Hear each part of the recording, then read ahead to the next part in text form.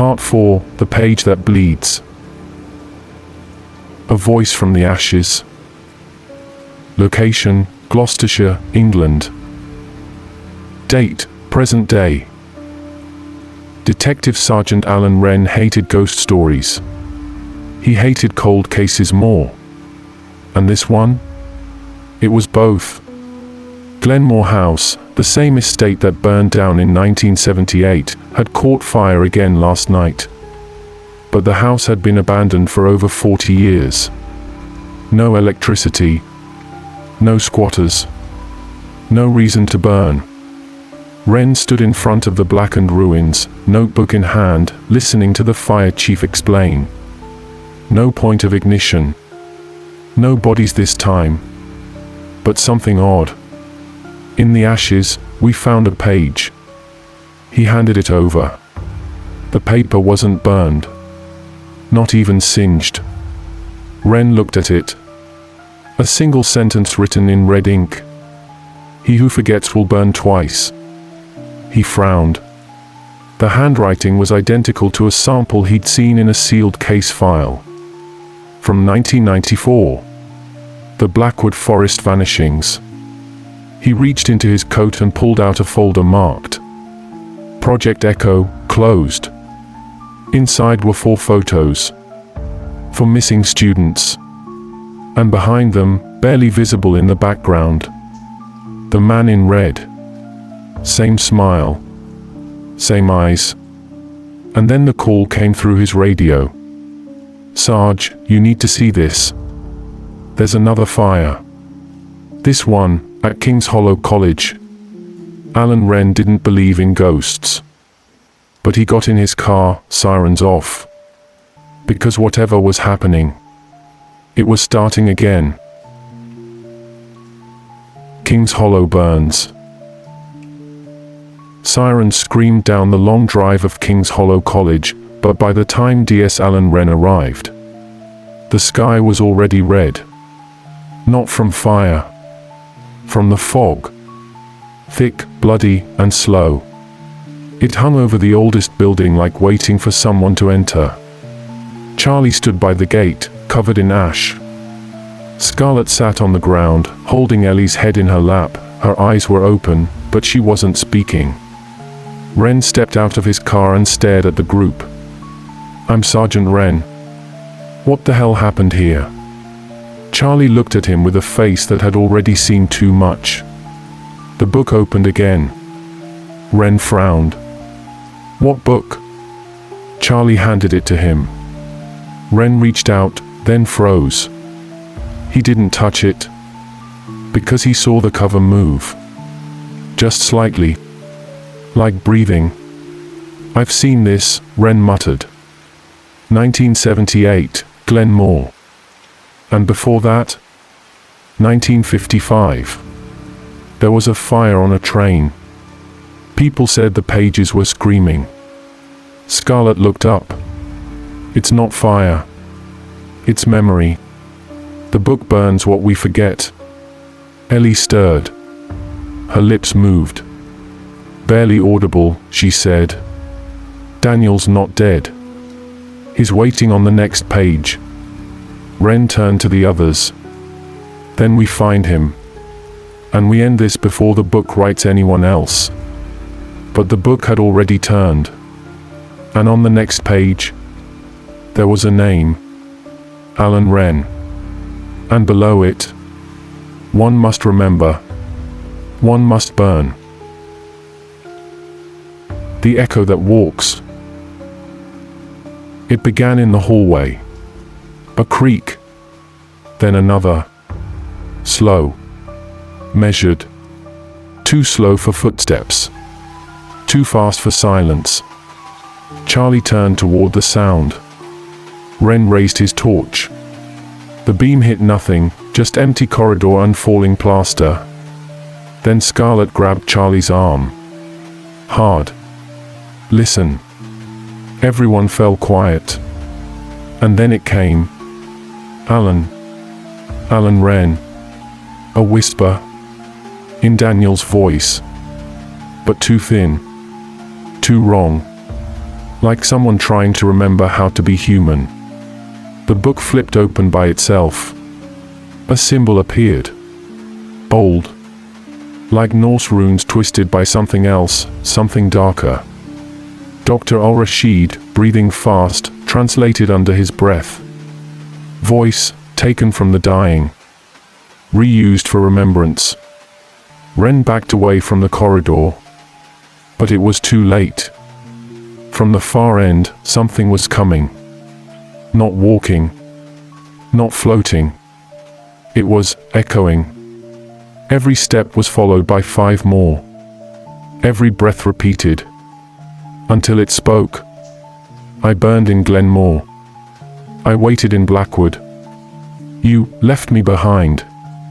Charlie stepped forward, heart pounding. Daniel. The thing moved into the light. It had Daniel's face. And Charlie's eyes. The room that shouldn't exist. Location, Kings Hollow College, Sub-Level B. Ren stared at the creature with Daniel's face. No weapon. No badge. Just instinct. But before it could speak again, a loud crack from the floor beneath them.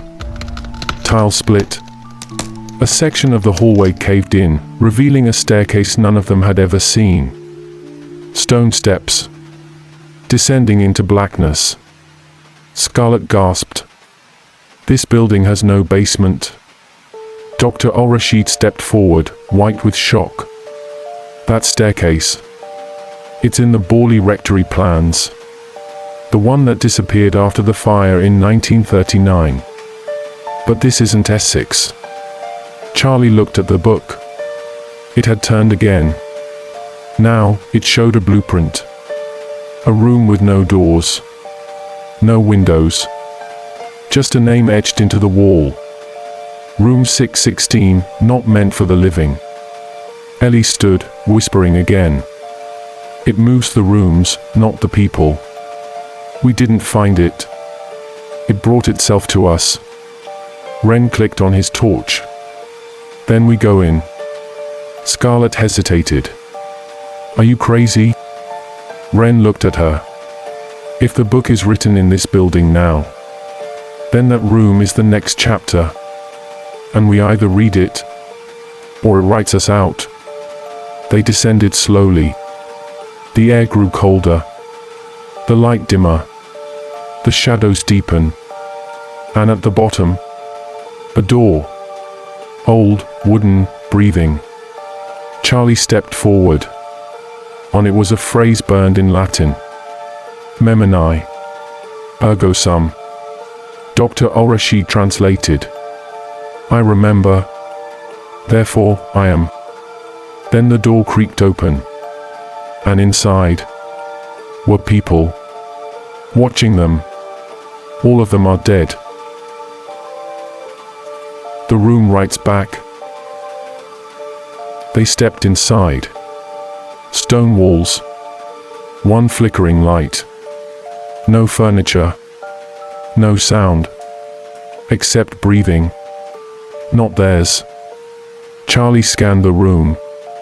On the far wall were 12 figures. Standing still. Not moving. Not blinking. And yet, somehow alive. Ren raised his torch. One of the figures was a girl in a 90s jacket, Clara Hughes.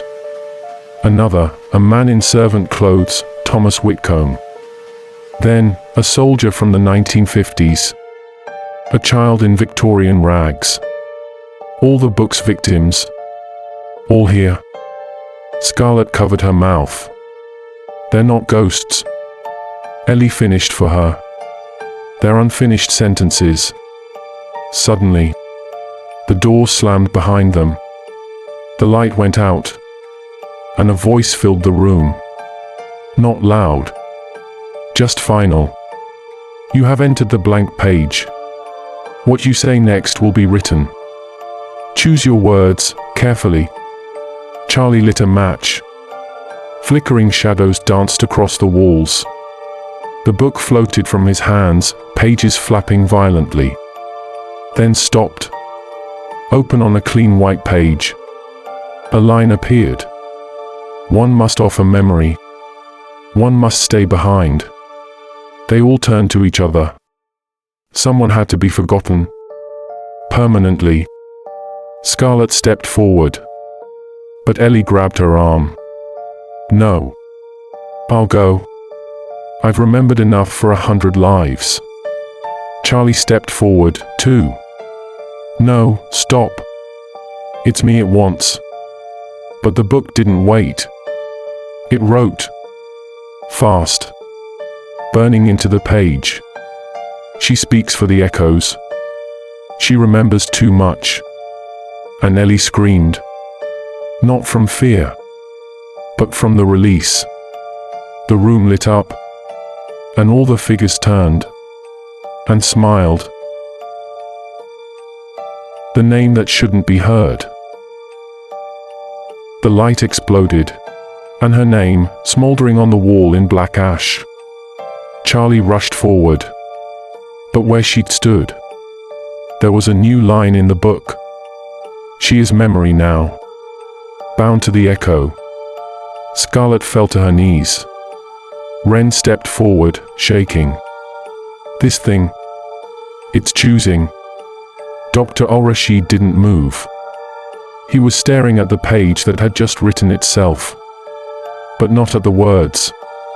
At the symbol burned beneath them. A twisted shape, part flame, part eye, part root. He gasped. I've seen this before. Once. In a manuscript not meant to survive. He took a deep breath. It's a name. But not in any human language. It's from the pre-Arabic texts. What they used to call the language of the jinn. Charlie felt the pressure in his ears. Like something was trying to push its way inside his skull. Scarlett whispered, "What does it mean?" Al-Rashid spoke slowly, syllable by syllable.